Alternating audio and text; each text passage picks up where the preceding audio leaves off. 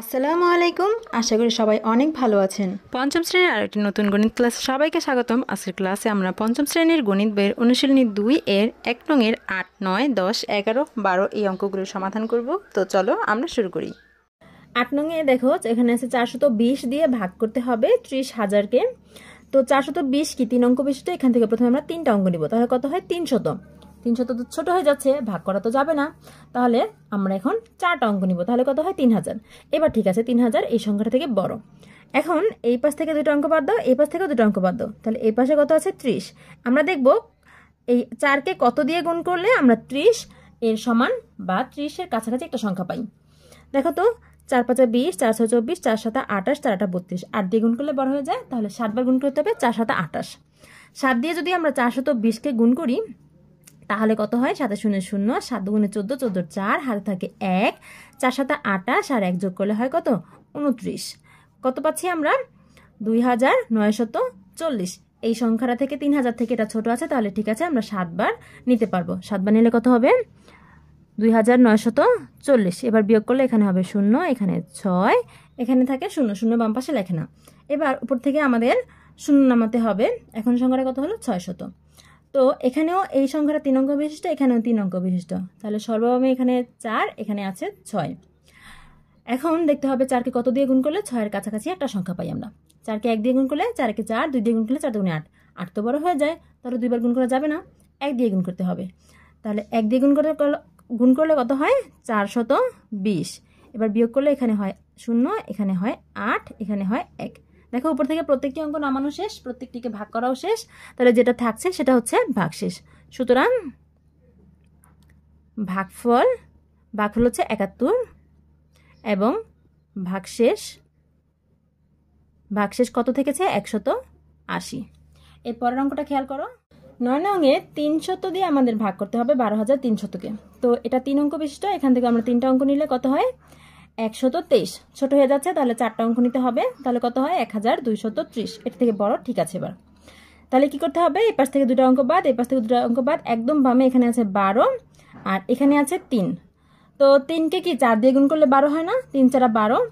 তাহলে 300-কে আমরা 4 দিয়ে গুণ করলে কত হয়, 300-কে আমরা 4 দিয়ে গুণ করলে কত হয় 4 0 0, 4 0 0, 3 4 12, 1200 হয়। 1230 থেকে 1200 ছোট, তার মানে আমরা 4 দিয়ে গুণ করলে হয় 1200। এখন বিয়োগ করলে এখানে হয় 0, এখানে 3।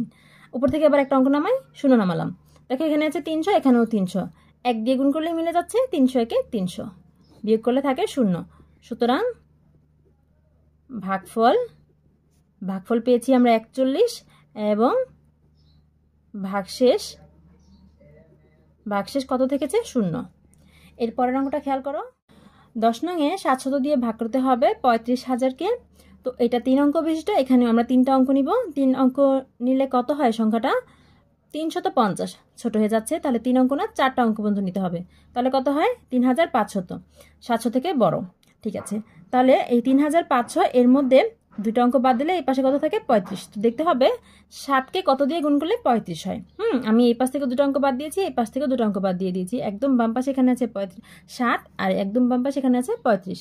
দেখবো 7কে কত দিয়ে গুণ করলে 35 হয়, 5 7 35, 5 দিয়ে গুণ করলে 35 হয়। তার মানে 5 দিয়ে 700-কে গুণ করলে, এখানে আমি পাশে করছি, দেখো 700-কে যদি আমি 5 দিয়ে গুণ করি, 5 7 35 আর এই পাশে যে 2টা শূন্য সেটা দিয়ে দিলাম, তাহলে কত হয় 3500। মিলে গেল। বিয়োগ করলে 0 0 লেখার দরকার নেই, এখান থেকে আমরা 0 নামাইলাম। এখন উপর থেকে যেহেতু 0 নামিয়েছি, উপর থেকে কোনো একটা অঙ্ক নামালেই আমাদের কি করতে হবে, একটা ভাগ করতেই হবে।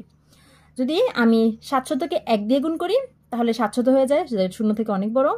তাহলে কি 700-কে একবারও আমরা নিতে পারছি না, তাহলে 1 থেকে ছোট কি আছে 0 আছে।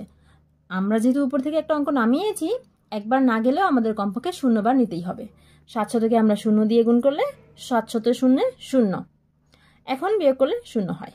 সুতরাং ভাগফল কত পেয়েছি 50 এবং ভাগশেষ কত পেয়েছি 0। এর পরের অঙ্কটা খেয়াল করো। 11 নম্বরে 800 দিয়ে ভাগ করতে হবে 48,000-কে। এখানে 3 অঙ্ক আছে, এখান থেকেও 3টা অঙ্ক নিলে কত হয় 480। ছোট হয়ে যায়, তাহলে 4টা অঙ্ক নিতে হবে, তাহলে কত হয় 4800।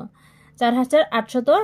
আচ্ছা, এটা বড় হয় তাহলে ঠিক আছে। তো এপাশ থেকে আমি দুটো অঙ্ক বাদ দিয়ে একদম বামে আছে 8, এপাশ থেকে দুটো অঙ্ক বাদ দিলে বামে থাকে কত 48। দেখতে হবে 8কে কত দিয়ে গুণ করলে 48 হয়।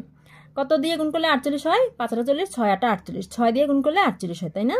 তো 6 দিয়ে গুণ করলে 6 8 48, আর সাথে আছে আরও দুটা শূন্য, এই দুটা শূন্য।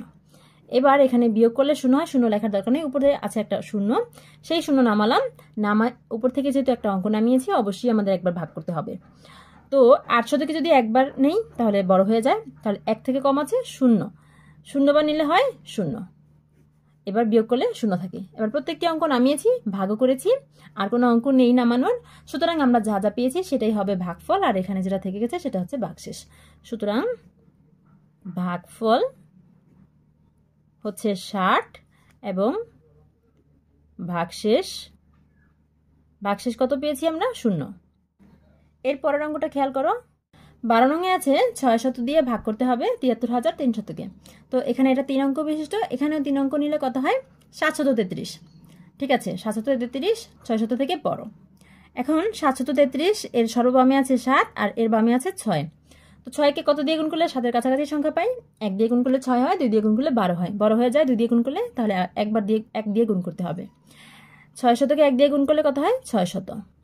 বিয়োগ করলে এখানে থাকে 3, এখানে থাকে 3, এখানে থাকে 1। এবার উপর থেকে একটা অঙ্ক নামাবো, কত হলো? 1330। এখানে 4টা অঙ্ক বিশিষ্ট আর এখানে আছে 3টা অঙ্ক বিশিষ্ট, তাহলে এখান থেকে 2টা অঙ্ক বাদ, এখান থেকে 2টা অঙ্ক বাদ, এখানে আছে 13, এখানে আছে 6।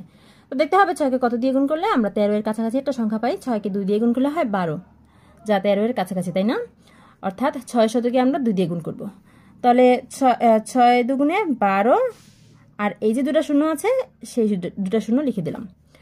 এখন বিয়োগ করতে হবে, এখানে থাকবে 0, এখানে 3, এখানে 1, 130। উপরে আরও একটা শূন্য আছে সেটা নামালাম, হলো কত? 1300। এবার 600-কে কত দিয়ে গুণ করলে 1300 এর কাছাকাছি সংখ্যা পাবো বলো তো?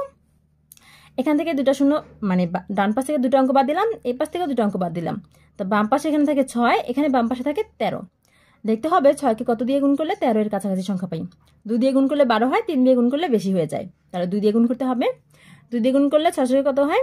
6 দুগুণে 12, সাথে আরও দুটা শূন্য, এই যে 6 দুগুণে 12, সাথে আরও দুটা শূন্য গুণ করেছি। এবার কি করতে হবে? বিয়োগ করতে হবে। বিয়োগ করলে কত হয়?